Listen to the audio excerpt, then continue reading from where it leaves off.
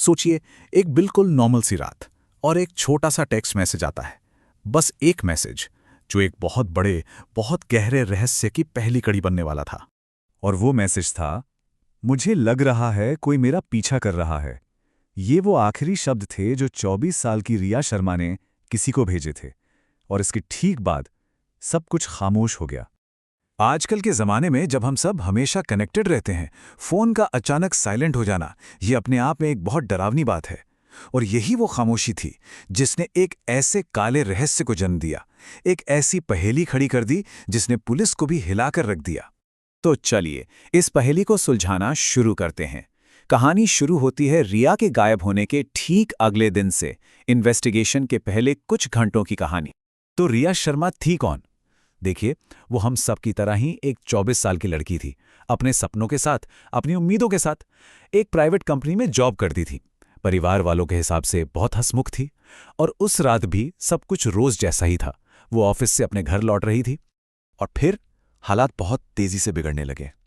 रात को 10:30 बजे वो एक डरा हुआ मैसेज भेजती है और अगले कुछ ही घंटों में उसका फोन बंद हो जाता है। अगले दिन सुबह परिवार वाले रिपोर्ट लिखवाते हैं और उसके एक दिन बाद उसकी स्कूटी एक सुनसान सड़क पर लावारिस मिलती है। देखते ही देखते एक छोटी सी घबराहट एक बहुत बड़े संकट में तब्दील हो चुकी थी। और पता है, पुलिस के लिए यही सबसे बड़ा टर्निंग पॉइंट था। जब उन्हें रिया की स्कूटी मिली ना, वो एक अजीब सी सुनसान जगह पर खड़ी थी, लॉक्ड थी, और सबसे अजीब बात, आसपास जबरदस्ती या लड़ाई झगड़े का कोई निशान नहीं था। बस यहीं से ये केस एक नॉर्मल मिसिंग पर्सन केस से सस्पिशियस डिसअपीयरेंस बन गया।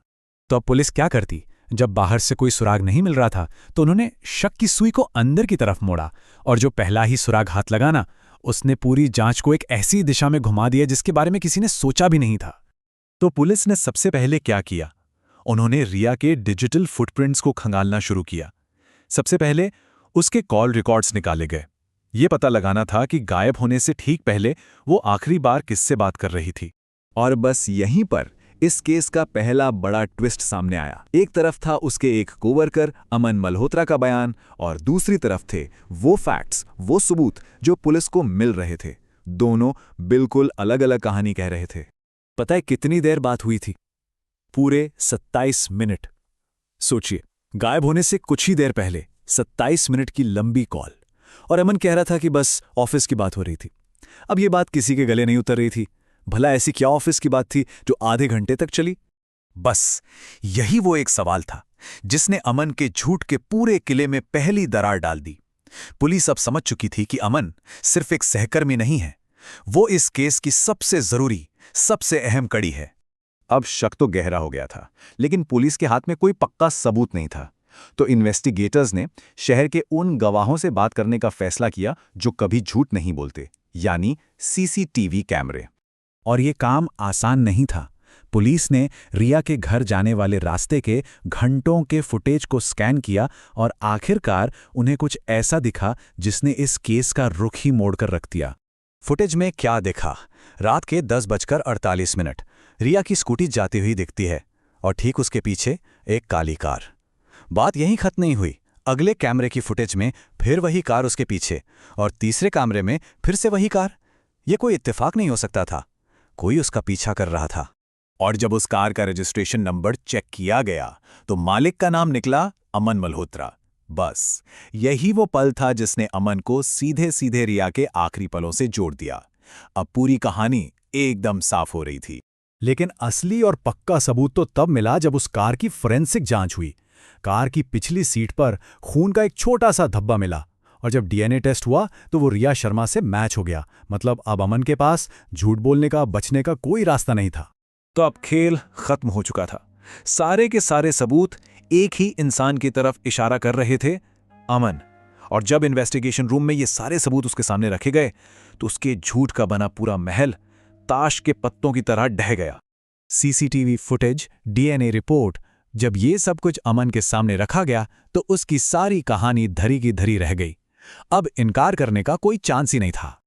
और जो सच उसने बताया वो चौंकाने वाला था। उसने सब कुछ कबूल कर लिया। देखिए, ये कोई अचानक गुस्से में किया गया काम नहीं था, सब कुछ प्लान किया गया था। पहला मकसद, अमन ये बर्दाश्त नहीं कर पा रहा था कि रिया उससे छोड़कर अपनी जिंदगी में आगे बढ़ रही है। दूसरा पीछा करना। उस रात वो रिया को समझाने के लिए ऑफिस से ही उसके पीछे लग गया।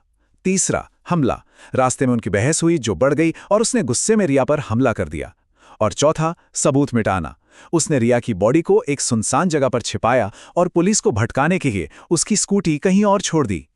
उसने एक बात कही, वो आगे बढ़ना चाहती थी, मैं ऐसा होने नहीं दे सकता था। सिर्फ इस एक लाइन में उसकी पूरी डरावनी सोच, उसका वो पोजेसिव नेचर साफ साफ दिखता है। तो अमन के कबूलनामे के साथ ही ये केस सुलझ गया, लेकिन इसका अंत जितना दुखद था, ये विश्वास और धोखे को लेकर एक उतना ही बड़ा और जरूरी सबक भी सिखा गया। कुछ दिनों बाद रिया शर्मा की बॉडी भी रिकवर कर ली गई। जिस इंसान को वो शायद अपना दोस्त समझती थी, एक सहकर्मी मानती थी, वही उसकी मौत की वजह बना। ये कहानी हमें एक बहुत कड़वी सच्चाई याद दिलाती है कि कई बार सबसे बड़ा खतरा उन लोगों से ही होता है जिन्हें हम सोचते हैं कि हम सबसे अच्छे से जानते हैं। और ये हमें एक सवाल के साथ छोड़ जाती है, क्या हम सच में अपने सबसे करीबी लोगों को पूरी तरह